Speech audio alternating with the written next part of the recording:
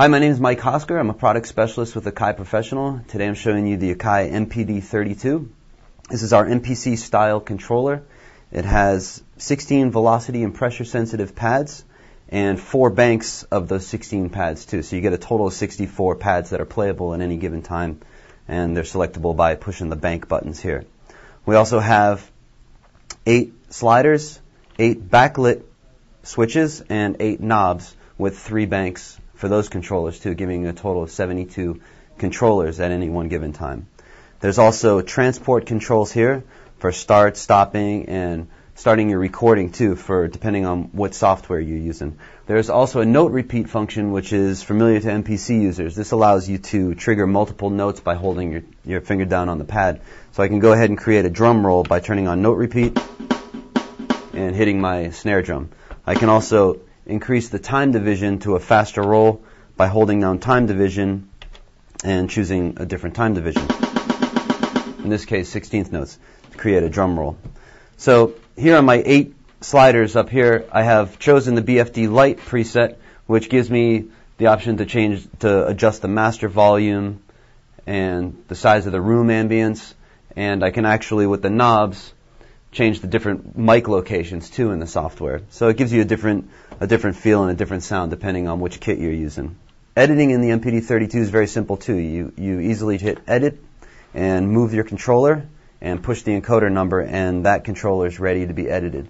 All the data values shown on the LCD screen up here, and the MIDI channel for that controller as well. In the global menu, I have my MIDI all notes off if I want to kill MIDI entirely.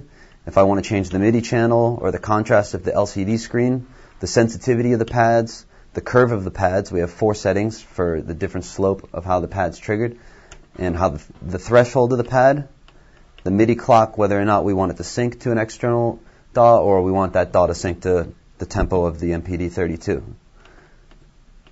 We can change the tap average too, so if we want the BPM to be calculated on 3 or more taps or 5 taps, we can do that as well. There's a full level function too, which is similar to MPC use as well. This will automatically set all the pads to default to play at their full level. So that's very softly without full level on. I go ahead and turn full level on, and it automatically brings the velocity of that pad to its max level.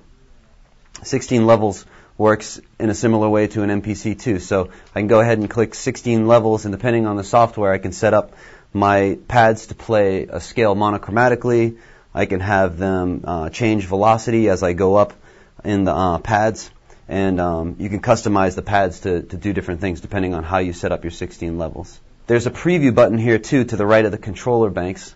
The preview button will allow us to change the value of a controller but not commit to it. So if you've set all your control values up to here and then you change your banks on your software, and the value of those controllers are now down here, by moving the controller, it's not going to snap the value all the way down. So you can press the preview button, move the controller, and it doesn't commit to it.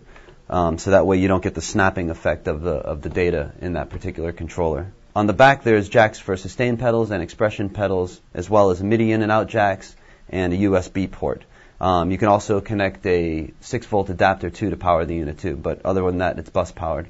One of the reasons why somebody would choose an MPD32 is that if they're comfortable using software, but they've also used an MPC in the past, or they know how great an MPC feels and they want that pad feel, this is the perfect tool for that. Controller that offers the same feel as an MPC is very powerful, especially when you're working in a DAW like Ableton or Reason.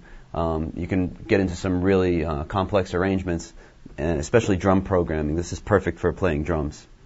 So really, dependent upon the power of your software application, this is going to just provide you with a control surface to free your hands up from having to use a mouse, give you some pads for that MPC feel, and be able to lay out your MIDI tracks and your audio tracks using these 16 velocity sensitive pads.